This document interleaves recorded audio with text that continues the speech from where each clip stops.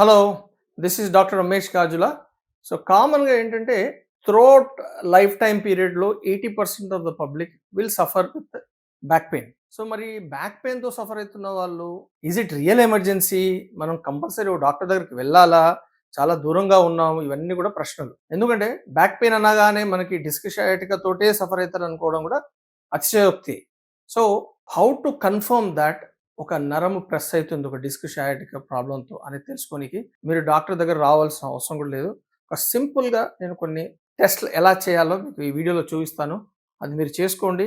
In case మీకు అలా చేస్తున్న ఎడల మీకు బాగా నొప్పి వస్తుంది, మీరు చేయలేకపోతున్నారంటే ఇమ్మీడియట్గా ఒక ఆర్థోపెడిక్ స్పైన్ సర్జన్ దగ్గరకన్నా ఒక న్యూరో సర్జన్ దగ్గరకన్నా వెళ్ళమని చెప్తాను. సో మన ఫస్ట్ టెస్ట్ ఏంటంటే ఈ విధంగా కూర్చొని మనం రైట్ లెగ్ చూస్తున్నారు కదా, స్ట్రైట్గా నేర్గా 90 డిగ్రీస్ లేపాలి. ఈ లేపే క్రమంలో 0 నుండి 90 డిగ్రీస్ లేపే క్రమంలో ఇన్ కేస్ మనకు తొడ వెనక భాగం నుండి, మొఖాలు వెనక భాగం నుండి మడిమే పాదం వరకు ఏమైనా తిమ్మిరి రావడం, ముద్దు బారడం, బాగా గుంజడం అలా చేయని ఏడలో 100% you have to consult your neuro surgeon orthopedic surgeon. So first one is 90 degrees లేపారు, మడిమే కూడా మీ సైడ్ లాక్కున్నారు, there is no pain, nothing.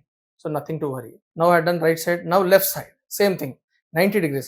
In case ఓ 30-40 డిగ్రీస్ వచ్చాక ఇమీడియట్గా పెయిన్ వచ్చింది అనుకోండి, తొడ వెనక భాగం నుండి, ముఖాలు వెనక భాగం నుండి పాదం వరకు. ఎందుకంటే కామన్గా మనకి డిస్క్ సయాటికా సమస్య అనేది L4-5 L5S1లోనే ఉంటుంది.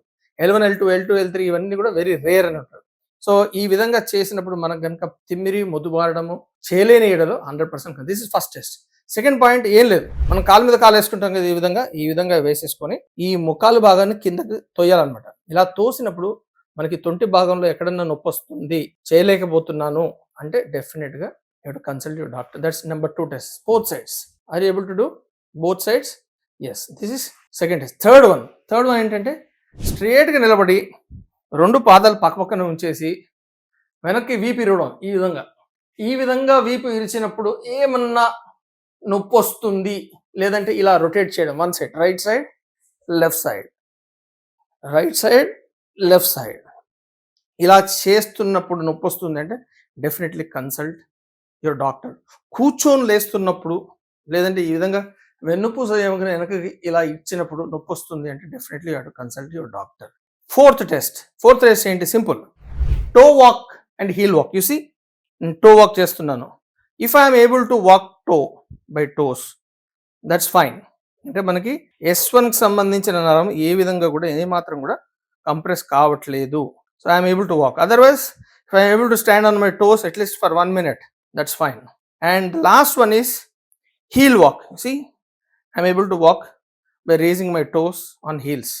So if I'm able to walk, or if I'm able to sustain standing on my heels like this for 1 minute, so there is no question of any spine related issues, mainly particularly related to disc, నరం pressure కావచ్చు, లేదంటే canal stenosis కావచ్చు, ఏదైనా కావచ్చు. So ఈ విధంగా ఈ simple test చేసుకొని మీకు మీరు కూడా is it really mandatory to go to a surgeon or not, ఆ కన్ఫ్యూజన్ స్టేట్లో ఉన్నప్పుడు 100% మీరు చెక్ చేసుకోండి. బట్ గుడ్డిగా ఫార్మసీలో మీరు పెయిన్ కిల్లర్స్ తీసుకొని వాడడం మాత్రం 100% అది తప్పు. So this is doctor Ramesh Gajula at Panisha Spine Pain Ortho Sleep Center, Ruppal Crossroads. Please do subscribe the channel. Thank you.